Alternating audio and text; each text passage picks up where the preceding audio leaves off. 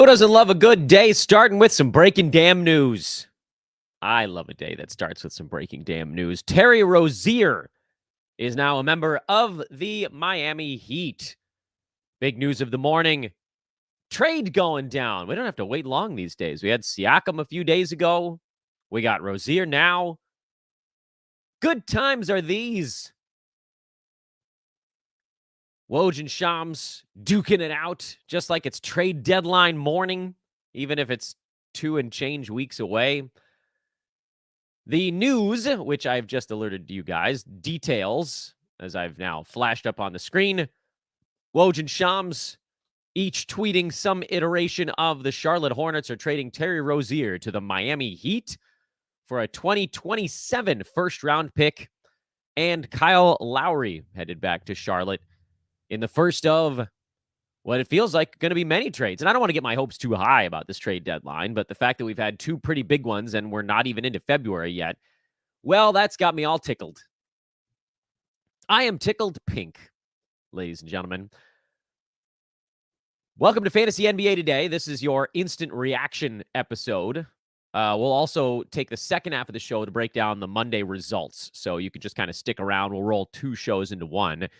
But point number one here, in addition to welcoming you all to the show, welcome to Fantasy NBA Today, a sportsethos.com presentation. I am your host, Dan Vespris, at Dan Vespris on social media. Please, please, please make sure to drop a follow over on social. That has been one of our greatest weapons in the growth of Sports Ethos, so I'd love to see you guys over there. And I got plenty of other things to tell you about, but I'll do that mid-show, because right now, I know you guys want to hear what's going on with this trade. Let's start with the easier side. The easier side of this trade is the Rozier side, because Scary Terry, as many folks know him for reasons I don't know beyond that Scary and Terry rhyme, is likely to do less in Miami than he was doing in Charlotte. He's been playing for a team that's not playing for anything. He's been very efficient this year, a real nice spike back to, honestly, these are heights that he had never reached before, thanks to an incredible 2-point shooting percent this year. But more than anything, he's taken 18, 19 shots a game, which is where he's been the last 2 years. Last season, you saw his efficiency fall through the bottom of the barrel.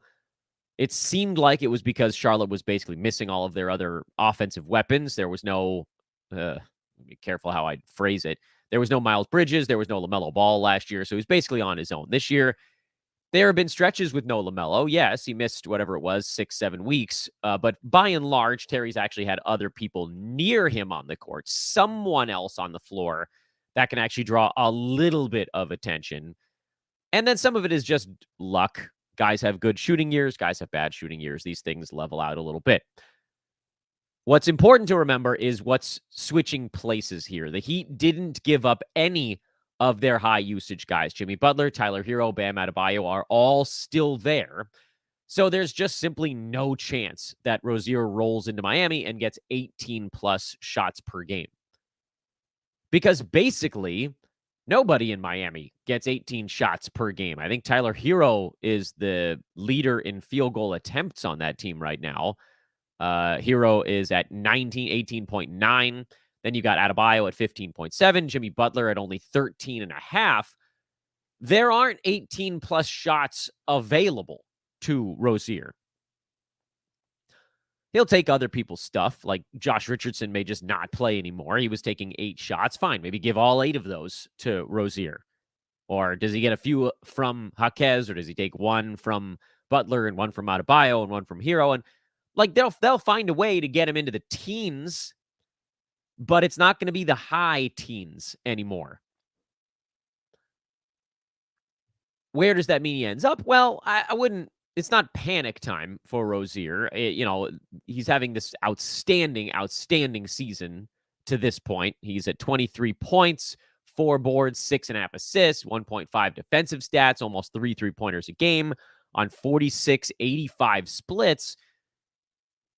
That's been amazing. And we always kind of knew it was going to come down. We just didn't really know how it was going to come down.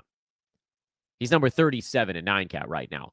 So let's just do some math. At the moment, he's at 23.2 points on 18.3 shots per game and 4.3 free throws.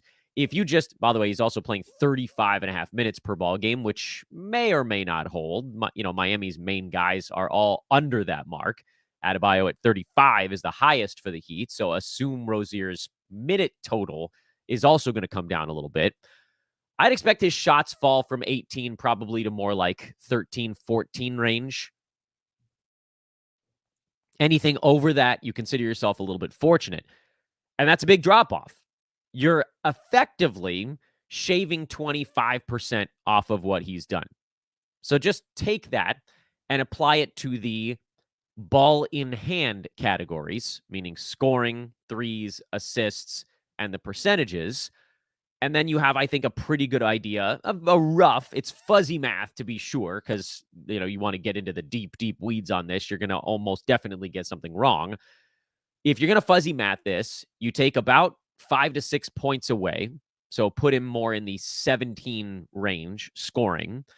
Threes come from 3 down to like maybe 2.2, 2.3. It's possible those actually stay higher if his field goals come farther away. Assists are going to drop. 6.5 is definitely coming down because he was the primary for a long stretch this year with no LaMelo Ball. And now he's the fourth option. And still, I would argue, probably the third point guardy kind of option on the Heat.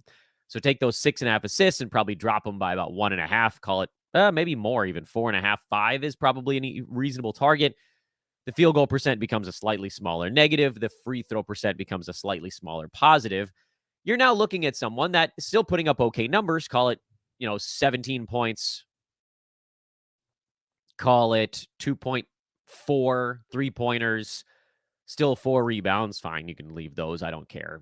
Adjust them a little bit if you want.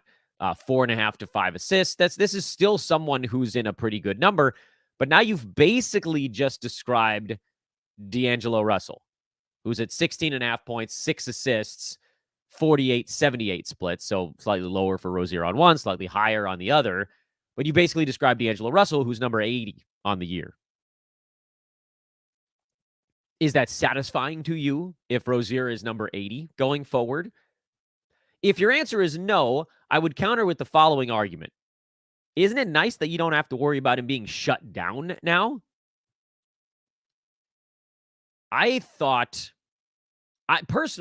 think this is a reasonable trade-off. If you have Rozier on your fantasy team, you should be happy about this because the months of March and April are now safe. Even if a full shutdown didn't come until the final, call it 2 weeks of the year, there were going to be rest days. There was going to be dial backs, just not playing full minutes. So this is better. This is 100% better than him staying put. Is it the best possible landing spot of all the teams that were looking for someone who can score? I'm sure we could have found some place where you'd be like, oh, well, here's where you could actually still get 15 or 16 shots. But here's the thing. Miami is competing. They're the 6th seed. That's a really, really critical spot to want wins because you don't want to fall into the play-in tournament. So he's going to be going. He's going to play as many games as humanly possible between now and the end of the year. You don't have to worry about any nebulous where will he, won't he around the trade deadline. It's just you're safe now. Take the hit and be okay with the safety of it and don't complain. If you are anyone looking at Terry Rozier, this is possibly a chance to, and I don't think you can call it a buy low on him because I think if you have Rozier, you're probably more excited about the fact that he's not a shutdown anymore. But if he comes to Miami, and he'll probably have a few really big ball games right at the beginning because they're going to be force feeding him to make him feel comfortable. But there's going to be a little bit of a dip when it settles in and he the whole situation realized he's not going to do as much as he did in Charlotte, that there might be a window there to get in, but you're threading the needle a little, and I don't think the effort is really worth it. One of the questions from the chat room is, does Rozier get a huge assists bump? No, not over 6.5. There's just no planet where he is exclusively point guard, ball distribution. And we've seen how unbelievably difficult it is to post an assist count higher than 6.6. There's basically a dozen guys in the whole NBA that are doing it right now. And it's basically guys where the whole offense runs through them. The guys ahead of Rozier in assists right now are, and forget the dudes at the very tippy top of the board, like Halliburton, Trae Young, Doncic, and Jokic, where everything goes through them. We're talking LaMelo, his teammate, Harden, Sabonis, LeBron, Book, Cunningham, Chris Paul before he got hurt, Dame. Unfortunately, Rozier is not those guys. He's not going to be almost every one of those guys is either strict point guard, like Chris Paul in that list, Freddie VanVleet also in that list, who I skipped over for some reason, or frankly Harden this year, who's almost strictly point guard, or the hub on offense. So Booker, LeBron, who's also the point guard, Cade, Sabonis. Rozier was that while LaMelo was out in Charlotte, but he is not that in Miami. Rozier's going to be a part of a 3-4-headed monster that's initiating offense. It's going to be ball movement based. I think his assists actually come down from 6.6. If they stay that high, you call it a massive, massive win. And I don't think that they will. On the other side, you've got Kyle Lowry headed to Charlotte, and they've already talked about how they're going to try to shuttle him along to a new place. And if they don't, he'll probably be a victim of the buyout market, which is smaller, by the way, now. The new collective bargaining agreement says that the high apron, which is stuff that I don't completely understand, but teams that are over a particular salary threshold cannot get guys on the buyout market. So it's a smaller one. But that also means, so this created two different things. These teams that are spending a ton of money, they can't just sit back and wait for guys to fall in their lap the way that they could in the past. But it also means that they're not, well, it also means that if they actually want somebody, then they have to go trade for them. So you might see one of these really high spending teams offer up a second round pick to get someone like a Kyle Lowry before he hits a buyout market that's much narrower. There are only 5 or 6 teams that consider themselves championship contenders that aren't over that salary threshold. But I don't care. Wherever Kyle Lowry goes, he's not going to be putting up fantasy value. So you can just ignore that basically altogether. I don't think he's going to be playing much in Charlotte, and I don't think he's going to be playing a ton wherever he ends up. The questions I'm getting a ton of in the chat room on Twitter is about Nick Smith, who was a late first-round pick for the Hornets this year and has done a couple of things so far this season, but not very much. There was 1 or 2 games in there. I think a couple of weeks ago, I made a joke and somebody on Twitter was like, "Why are you being such a meanie to Nick Smith?" I'm like, well, because he has the most generic name on planet Earth, and I haven't really seen him play at all. He's played in 26 games so far this year, most of them very limited minutes. His minutes have trended up a little bit lately. He had a 19-point game right around Christmas where he hit 5 3-pointers.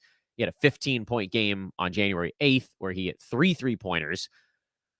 But I would point out a few things about Nick Smith. The main thing is that Nick Smith has played 391 basketball minutes this year and has 3 steals. Ruh-roh. That's not many.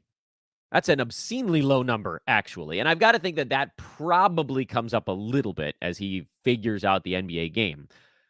But if you're getting all hot and bothered about a Nick Smith ad in a 9-cat format, I think maybe you might want to pump your brakes a little bit. Not just because his minutes are not going to be guaranteed here. And I think by the end of the trade deadline, he probably does end up playing a decent amount because Woj also tweeted, and I don't have this one on speed dial here for those watching on video, that the Hornets have basically said, we're not done. We're going to be trying to amass stats. Or picks, I should say, not amass stats. That's what we want our fantasy guys to do. They're going to be trying to amass picks, so they'll be trading the likes of Gordon Hayward, presumably, or waiving him. They're trying to move Miles Bridges because he's about to take some money. They don't have that many other contract/old guys that they could do anything with. But anybody that's sort of not attached, they'll be trying to move. Meaning everybody but LaMelo Ball and Brandon Miller and probably Mark Williams is available in some capacity. But here's the problem with all of that. We've kind of seen the Hornets with everybody out. And we've seen a couple of Nick Smith, 25 to 32 minute ball games, and they were only okay, which doesn't necessarily preclude him from having an interesting stretch run in silly season mode. But it does mean that if we're all going, oh my God, Nick Smith, it's Nick Smith, it's Nick Smith, I want us to look closer. Most of the time, guys playing low minutes go really, really hard in their low minutes. And so far this year, Smith, in 15 minutes of ball game, is averaging 6.5 points, 1.7 rebounds, an assist, and 0.4 defensive stats. And that's largely because he had like 1 or 2 games mixed in there where he blocked 2 or 3 shots, I think. He had like a 2-block game mixed in and a couple of ones all clustered together right around the turn of the year. Otherwise, and like, listen, I know the minutes are not all that high, but Nick Smith has not had a defensive stat since January the 8th.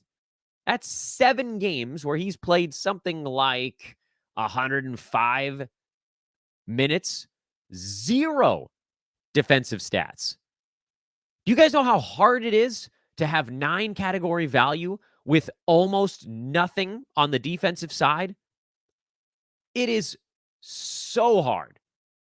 It is so obscenely difficult to basically just complete throwaway. And we're not talking about low. We're talking about like none. This is like Chris Dunn scoring 4 points a game. This is like somebody averaging like 1 rebound a game.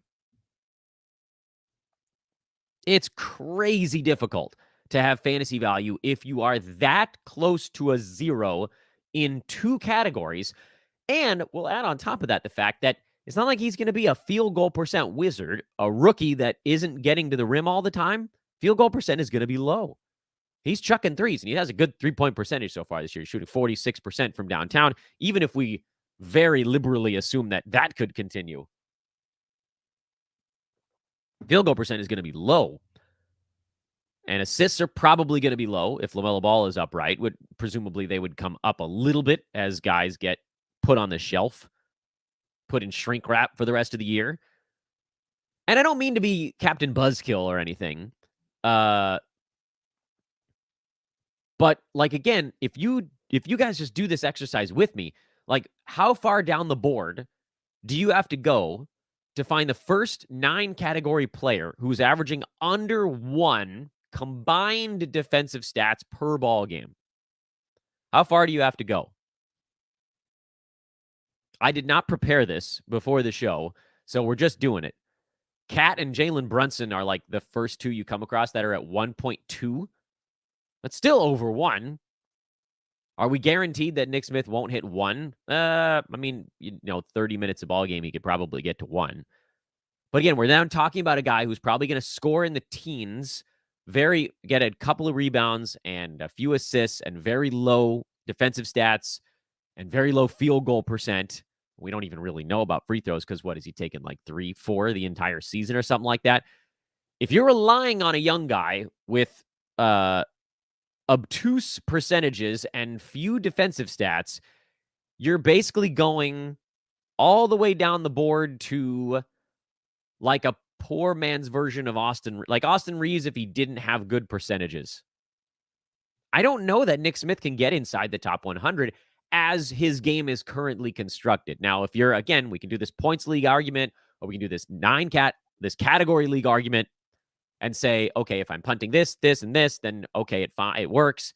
But again, it's really needle threading. I added him in a points league for whatever that's worth. If you guys want to know what I'm doing, I did not add Nick Smith in any 9 category formats because I don't think that his game is going to translate quickly. And like with most rookies, you're giving them 3-4 months to figure it out. He's only played, again, a few hundred minutes. That's nothing. And now the chat room is asking, Dan, what about Brandon Miller? He's also a rookie. Are you as down on him? The answer there is no, for a couple of reasons. Reason number 1 is that he's already played two to three times as many minutes as Nick Smith in their careers to this point. So the learning curve has been shortened for Miller. He's already had a number of games where he's learning the NBA speed. Also of note, we know Brandon Miller is a decent free throw shooter. He's at 82% on the year. We know he can knock down some threes. We know his field goal percent is not going to be very good. We know that in starters minutes, he's at 1.2 combined defensive stats, which isn't great, but it's not going to break you. We also know that in starters minutes, he's going to get you 4 rebounds, maybe a few more than that, depending on how time and playing time shakes out here. We know he's going to get you 2+ assists. There's already a knowledge built in. Could Nick Smith get to what Brandon Miller is doing? I find it hard to believe that he can do the rebounding that Miller's at, which I know is only 4 in 30 minutes a ball game. But as guys continue to get out of the way, Miller's going to continue to feel more comfortable doing more. We know that he's a decent free throw shooter. Presumably for Miller, you could see the field goal percent start to tick up little by little because of that learning curve thing. Now, he's largely rostered, so this is a discussion that you probably don't really need. But listen, I got to do all of these shows like somebody's watching for the very first time. So let's wrap this thing up. We've done 20 minutes on the trade. Terry Rozier, gonna take a hit, but you don't have to worry about the shutdown anymore, so take a deep breath. Kyle Lowry, probably not going to play in Charlotte. If he does, it'll be very little. Wherever he ends up, it'll probably also be relatively little. Don't worry about him. Brandon Miller is the guy you want to make sure is on a roster somewhere. He's already like 55, 60, I think, ish percent rostered, so he's not going to be available in that many of your leagues, but you never know. He's available in 1 out of my, I think, like 11 leagues. So again, there's a possibility. And then Nick Smith Jr., who I think people are probably getting too excited for because they really want to be able to do something related to this trade, is going to get an uptick, but I don't think it's going to get him inside the top 125 and 9-cat. I think it gives him an outside shot at points league value. Brandon Miller is going to have a lot of points league value, by the way. And that's where I think I stand on this trade. Before we get into the box score stuff from yesterday, because that still needs to happen, I want to finally take a moment to welcome everybody to the podcast. This is Fantasy NBA Today. It's the Terry Rozier breaking news edition, but we're also going to review yesterday's scores, which did actually involve a Charlotte win of all things. And I also want to take a second to have everybody, because there's a lot of you watching right now, please look in the show description. There is a link to our trade deadline live show that's coming up on February the 8th. We're going to start at 7:30 in the morning Pacific time, which I know is like ridiculously early. We already got these 2 trades to talk about, and you know there are going to be more over the next 16 days. So we're giving ourselves 5 hours of trade deadline show. I know it's idiotic, but we're going to keep doing it. What I need you guys to do is to go to that link and just click the thumbs up. We're at 376 thumbs ups right now with over 2 weeks to go before the show starts. My goal was 500. I feel pretty good about us getting there, but I need all of you guys to help out on that front. So please do not only like the show you're watching right now, but go like that trade deadline show. Take a moment, please, to follow me on Twitter at Dan Besbris. Subscribe to the Sports Ethos YouTube page. I finally, over the last 12 months, 13 months really, have poured some resources into this. And I thank you guys all. It's been, the growth of our YouTube page has been very, very fast over those 13 months. But I want to keep it going. So like, rate, subscribe.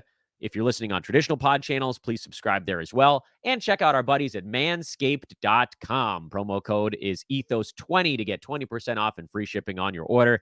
Get anything over there at manscaped.com for 20% off and free shipping. It's awesome, man. They make incredible products. I use them. You see the hair grow and then disappear on my face every day on this show.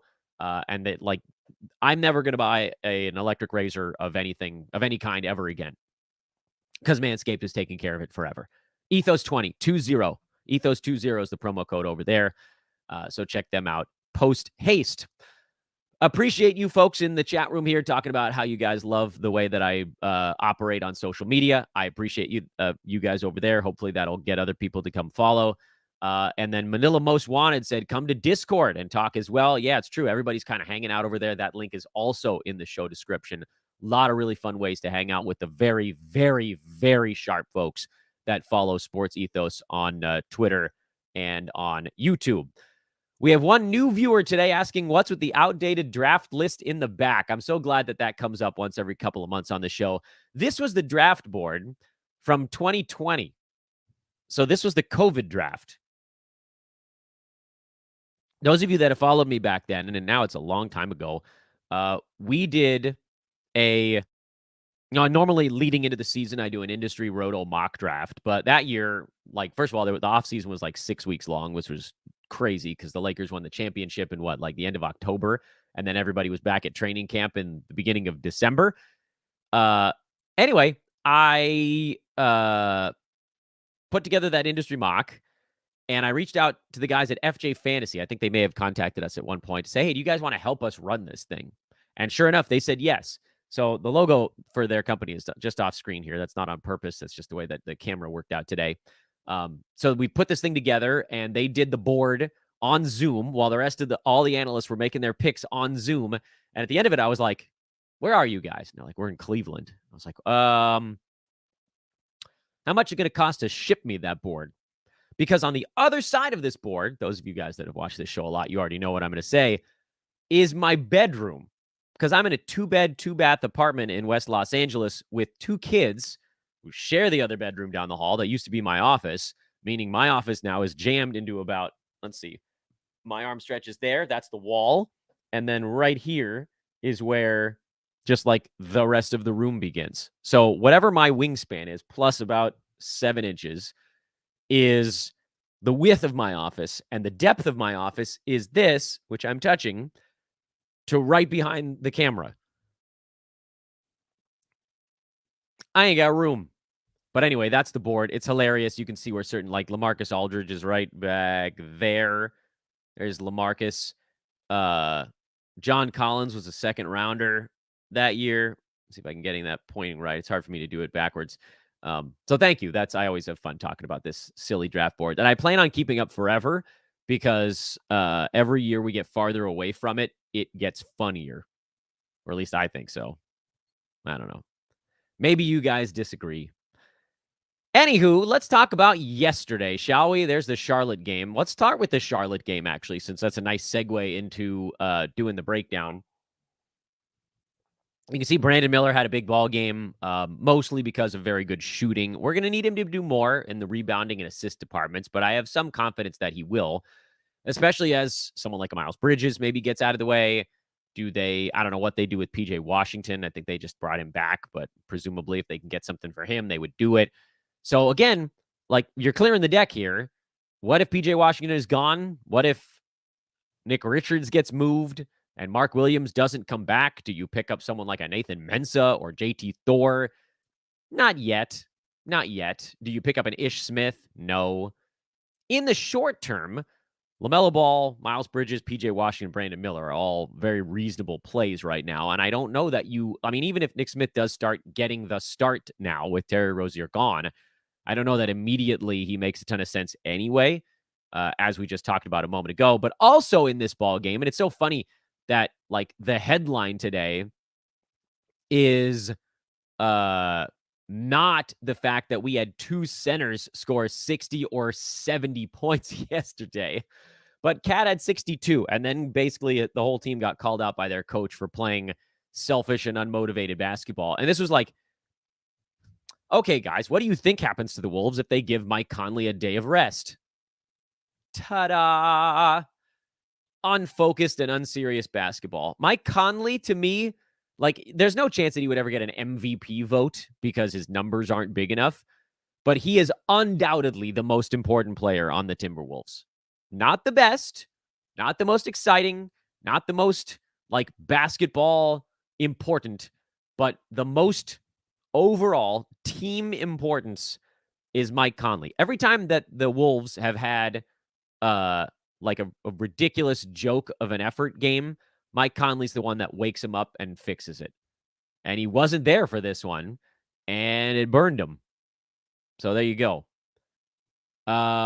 We just had some weird breaking news that we'll get into in a moment here related to Tristan Thompson.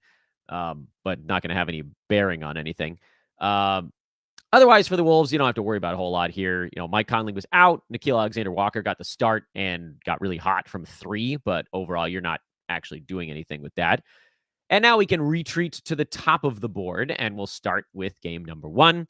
And we'll move through this stuff a little bit quick because, honestly, yesterday there was like one, in my eyes, really important fantasy story, and then a lot of really big lines from people that are 100% rostered. Maybe 2 fantasy stories. Anyway, Milwaukee beat Detroit 122-113. It took them longer to put the Pistons away than it should have, but they ultimately got them, and that's fine. As far as Detroit goes, Asser Thompson is a guy you're keeping an eye on. He had a very bad ball game here, so I don't think you need to be out in front of it.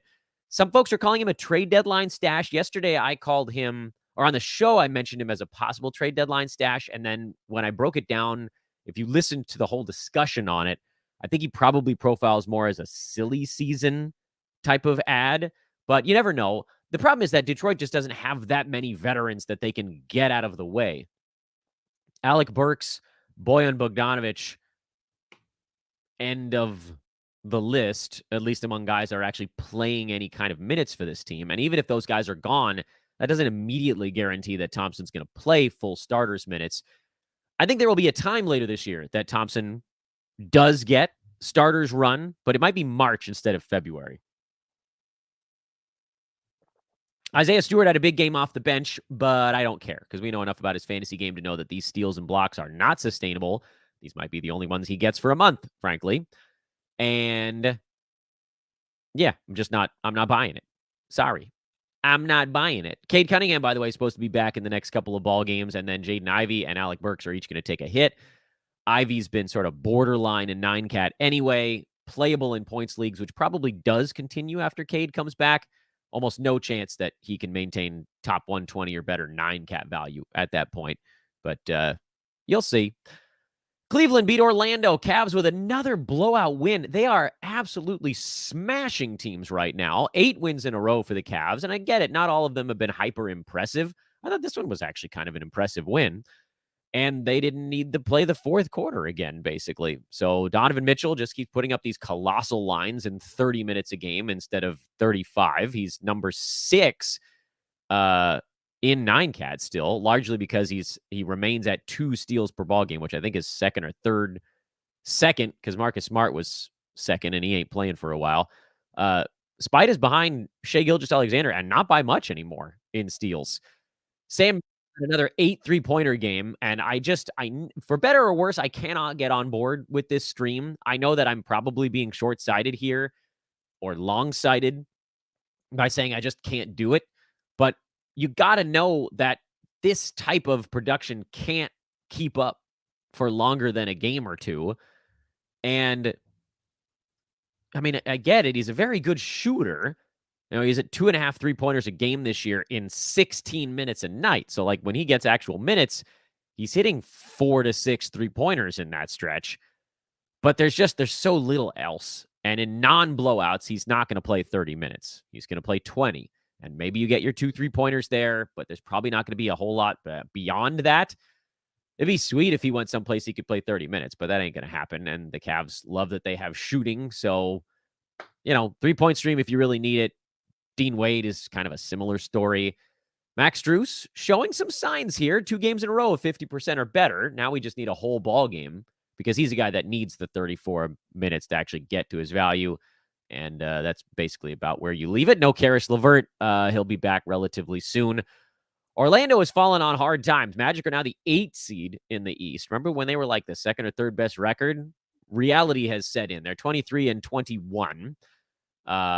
Which, again, not bad, but they've been on kind of a bad run here. Wendell Carter Jr. has regained control of the starting spot, and so now we can get back into that same old discussion with him of, can he get inside the top 100? I think the answer is no, but he could potentially get kind of like back where he was last year, which, if memory serves, he was at 103 in a pretty good year.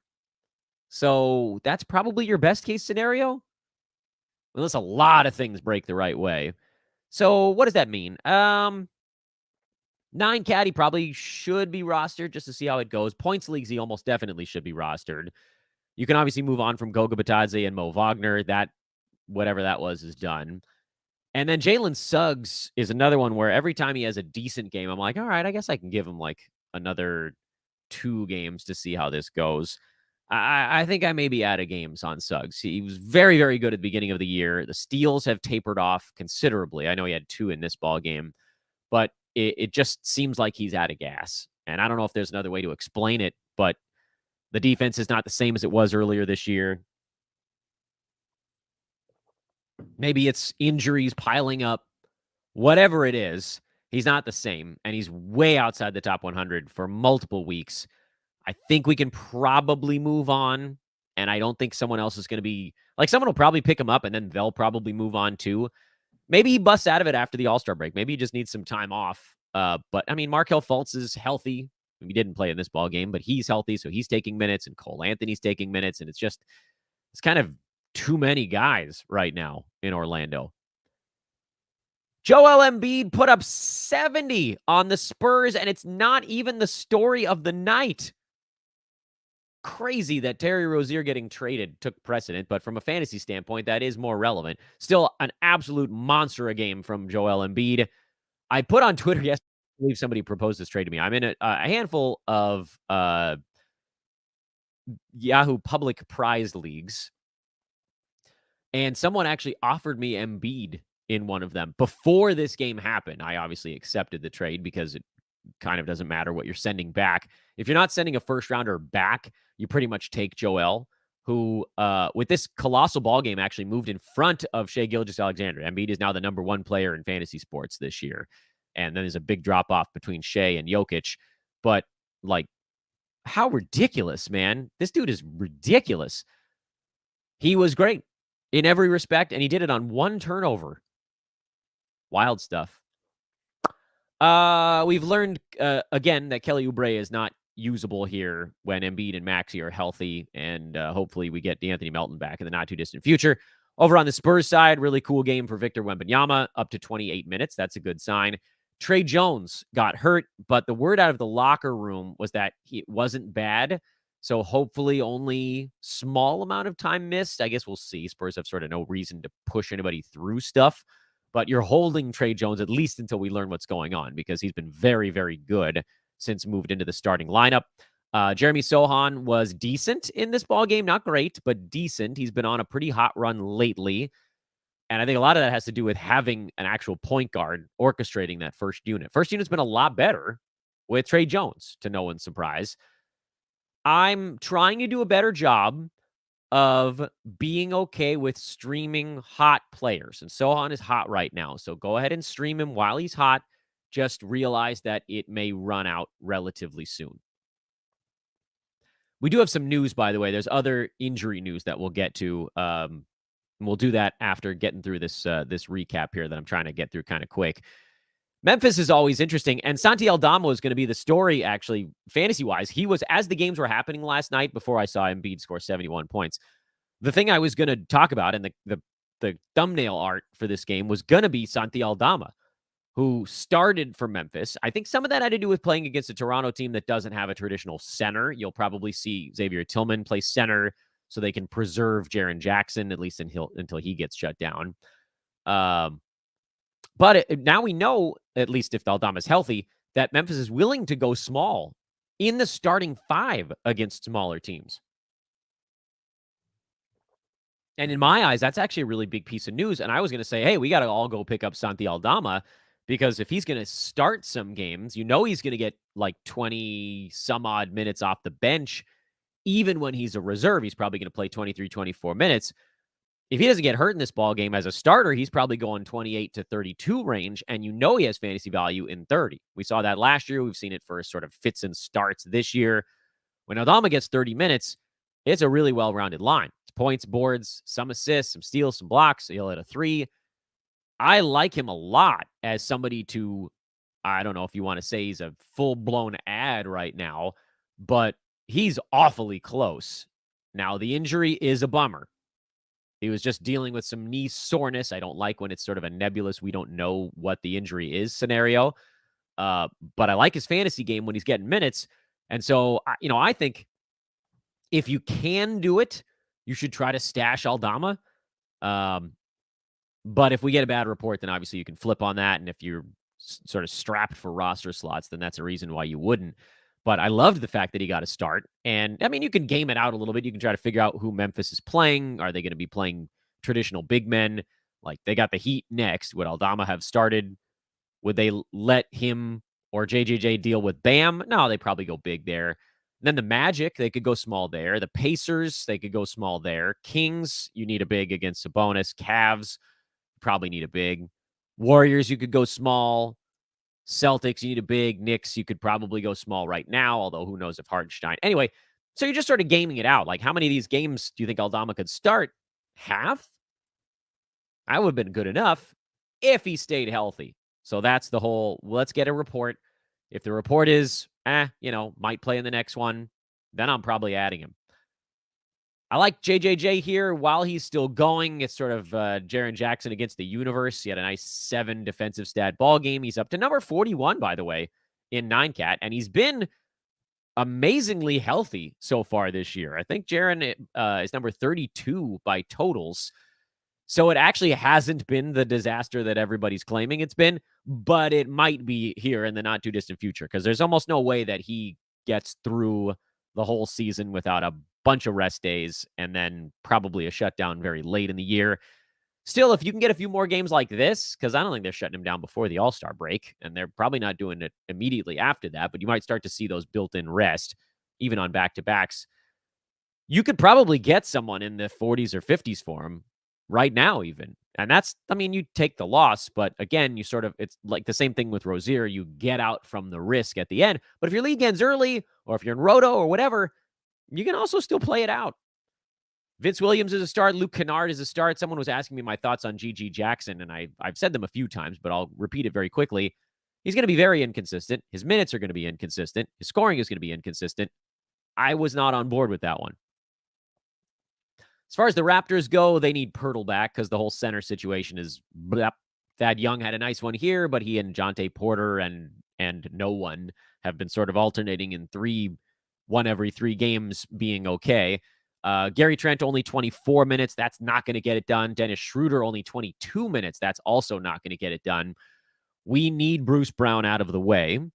And it sounds like that's still a very distinct possibility because Scotty Barnes, RJ Barrett, Emmanuel Quickley are all going to get big minutes, and Pirtle will probably play in the mid to high 20s when he comes back, which only leaves enough for a little bit else. And if Schroeder, Bruce Brown, and Trent are all fighting for the same 65 minutes, that's one too many peoples. What does that mean in terms of how you use your roster slots? They're probably both. Schroeder is the easier call here of someone you should sit on through the trade deadline because if Bruce Brown gets moved, his value comes back up to that kind of like 115 range. Gary Trent is the one where we really don't know because I need him to play 30 minutes and I also need him to get a dozen shots, and neither one of those things is a guarantee. He's a sort of traditional, 15% chance it hits trade deadline stash kind of guy. Boston beat Dallas. No real surprises with the Celtics ever. Kristaps sat this one out on the back-to-back, so Al Horford got the fill-in. Easy peasy. For Dallas, Kyrie Irving, Luka Doncic, and Derek Lively are startable. Lively's losing some minutes to Maxi Kleba, but generally we've seen that Lively can be top 100 in about 24, 25 minutes a game, which is what he played in this one. I think your actual fear with Lively is not Kleba, but the Mavs trading for a big man, which we've heard multiple times. They're on the prowl, baby. They're looking at Daniel Gafford. They might even look at someone in Charlotte if you're going a little bit younger there, but like a Nick Richards would be interesting. Who's only a couple years into the league. Who the hell else were we just talking about the other day? I already forgot. Forgot the name. Somebody more. Clint Capella was the more expensive option. Pirtle would be a slightly more expensive option if Toronto goes that direction. Be great for all of those guys' fantasy value. I don't say great, but be fine. And then as the wings go here, it sounds like Dante Exum might be back by tomorrow for the Mavs. And nobody's really grabbed that job by the horns. Josh Green was not very good in his fill-in work here. Tim Hardaway Jr., I think, prefers coming off the bench. Derek Jones Jr. is kind of hit or miss. I've said on this podcast many times, and I'll say it again, I don't think any of these guys, including Exum, is going to be inside the top 100 rest of season. But if any of them has a shot, it would be Exum. Kevin Durant, game winner, 40-burger, second game in a row. Turns out, friends, Kevin Durant still good at basketball. He's right behind Luka Doncic, by the way, for sliding into the 8th spot in 9-cat. One more big ball game from KD or a slow game from Luka or Kawhi, and Durant might be your number 7 player. So, yeah, still good. As far as fantasy stuff goes, not a lot to take away from this game on either side. In fact, 0 for me to take away on the Phoenix side. Chicago, Zach LaVine out for a couple of weeks here. The guys you're wondering are, is Patrick Williams playable as a starter? Is Ayo Dosunmu going to get enough run off the bench to play? And the answer, I think, for both of those guys is schedule play only, which is not the case this week. Chicago actually has a terrible schedule over the next through the All-Star break, and it doesn't get good again until late March. Nope, that's not right. Early March. Sorry, get my days right, you jerk. So I'm kind of on the side of no, and LaVine should be back or traded by then, so we'll have some sort of closure on it. And so otherwise, Kobe White, Vooch, Caruso, DeRozan, those are the 4 you go with. Trae Young in concussion protocol, so Atlanta had to try to win another one without him. They couldn't do it. Sacramento just has too much firepower. And this one, it came from who? Harrison Barnes? Trying to get himself traded or trying to earn himself playing time. Probably trying to get himself traded. We know he's on the block. We know the Kings and everybody around them want to move off of Barnes, and rightfully so. He's been a ghost all year. You're not adding him off of one very big ball game. So no adjustments here on the Kings side other than to note Kevin Huerter's little 3-game hot run probably over. You can move on there. De'Aaron Fox, really poor ball game here. He has, remember when Fox was number 12 and I said, yep, that's not going to stick. He's number 45 because these things just, they always level off. He's having a great year in a lot of respects, but the free throw percentage is still killing you. Field goal percent ended up being a negative, as expected. He's still over 3 threes a game, which remains somewhat surprising to me. I think there's a chance that could still dip into the 2s, but, you get a point on that one, Fox, even though you ended up rank-wise right where I said. And then as far as the Hawks go, they ran a lot of Okongwu in this game because Capella was just getting run right off the court. And so the problem, of course, here is that Okongwu is not as good defensively as Capella. He is a much better offensive option, better passer out of the short roll, actually can space the floor a little bit. He's not like a dead-eye three-point shooter, but he can step out and hit a jumper, which Capella very much cannot. But, we all want Capella gone from the Hawks. We want him somewhere else so Okongwu can run free and post massive fantasy lines. The problem is that if the Hawks still have any intention of winning games, they need to have somebody big they can throw out there. And Okongwu's not that big. He's big-ish. Capella's big. And you need a dude to combat big guys. So they tried. Nothing was really slowing down Harrison Barnes yesterday, and nobody was really going to stop Domantas Sabonis, who, to Capella's credit and to the Hawks' credit, Sabonis, he had 21 rebounds, but by all accounts, he didn't have that great of an offensive game. What do the Hawks do if they run up against anybody with size and all they have is Okongwu? They'll just get steamrolled. Of course, the other side of this is Hawks pull the plug and rebuild. Maybe rebuild around Trae Young again, sort of tear it down, start over. That's probably the smart move because they're 18-25. They're a half game up on the Nets for the 10 spot. And those two teams, it seems like, are going to be the teams fighting for that last play-in. And then it's like, okay, well, anything can happen. But can it, though? When you stink, can anything happen? You can't be in that middle spot. That's the worst. But are the Hawks willing to do it? Could you go back and build around Trae Young and Jalen Johnson and Onyeka Okongwu? And could you trade Bogdan Bogdanovic and DeJounte Murray and Clint Capella? And who would come back in a situation like that? And who would step up? Let's just say this. DeAndre Hunter is probably your best bet of a Hawk who's currently not inside the top 100 that post-deadline has a shot to be inside the top 100. Because if they move DeJounte Murray, or anybody else, or a combination thereof, then you look at a guy like Hunter who runs very hot and cold, and suddenly 11 shots a game becomes 12 and a half. Some small bump like that. But he's been relatively efficient, and maybe 30 minutes becomes 31. So 4 rebounds becomes 4.4 or something like that. These very little things, 1.2 defensive stats goes to 1.3, and 15 points becomes 16 and a half. And these little things add up and push him inside the top 100. He is not particularly heavily rostered for good reason, because he hasn't been that great this year. But if anybody on the Hawks that's currently not playable every day has a shot to be playable every day, it's probably Hunter. And now quickly here, a couple pieces of news on the injury front from this morning. Isaiah Hartenstein, his foot soreness has been upgraded or altered to left Achilles tendinopathy, which you don't want to hear Achilles. Yeah, you don't want that at all. So they'll be cool there. As far as the Knicks go, like, I mean, you picking up Jericho Sims for a spot start?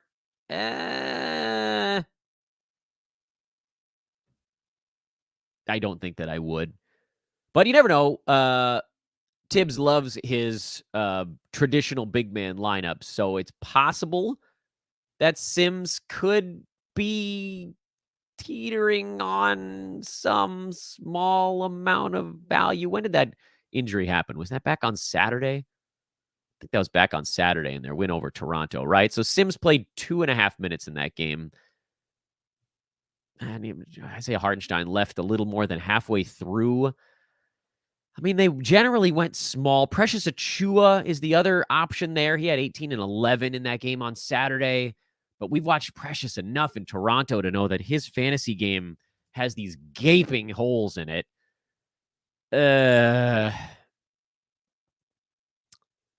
All right, so let's play this little game to wrap up our show today. Here is the Precious Achua rundown. I want you guys to look at his game log. This is the best way to get a feel. And look for games where Precious Achua played 24 minutes and what he did. 24 or more. And the answer was like 13 and 5, missed some free throws.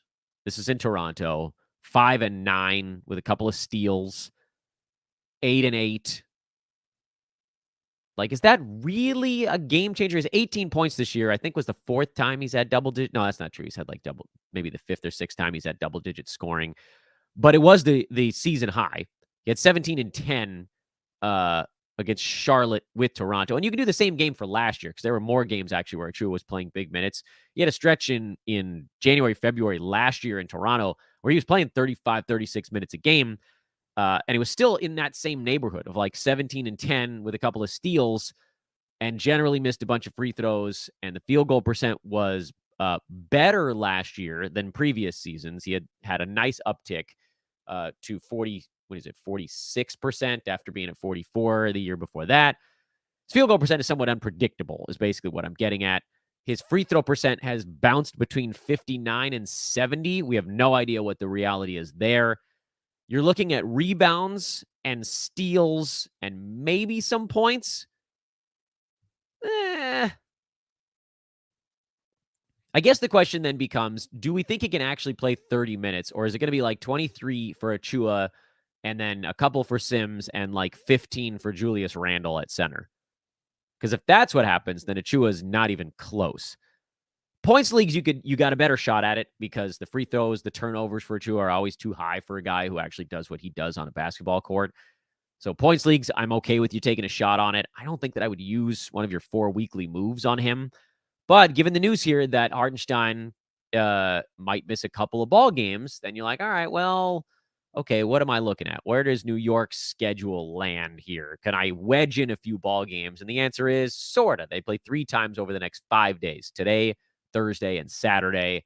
And then they've got a 4-game week next week, but I'm assuming the Knicks are hoping they have Hartenstein back by that one. So 9-cat, I'm not making a run at him. 9-cat, if I'm punting, say free throws, maybe you got an outside shot. In points leagues, I think you can probably say, why the hell not? Okay. that'll be that. That was fun. We did a recap. We did a trade. We did. Oh, no, wait. The other piece of news, which is not going to have any bearing on anything. Tristan Thompson just got suspended 25 games for violating the NBA's anti-drug program. I was looking for the press release. And he tested positive for ibutamoren and SARM LGD 4033. I think those are like HGH type stuff. But I admit I don't know. That's the first I've heard of ibutamoren. Here, ibutamoren is a potent, long-acting, orally active, selective, and non-peptide agonist of the ghrelin receptor and a growth hormone secretagogue, mimicking the growth hormone stimulating action of endogenous hormone. Okay, so it is a hormone replacement deal. So that's sort of HGH adjacent, it would appear. And then SARM LGD. That's what I mean. Now we're just making things up. SARM LGD. What the hell is that? Ligandrol, androgen receptor. So that's also to replace muscles. So that's also sort of a regrowth thing. This is bodybuilding stuff. This is performance enhancing drugs, as opposed to, I know we've had some players suspended in the past for performance de-enhancing drugs. Doesn't change anything. It's just dumb. You know, we move on. But it is weird news for the day. Chris Dunn, by the way, also downgraded to a questionable due to illness. You might get one game out of Keontae George from that one, or, you know, who knows. All right, thanks for watching, everybody. Hope you guys enjoyed or listening. Please, on your way out, find me on Twitter at Dan Besbris, DanBesbris. Like, rate, subscribe, however you're taking in the stuff.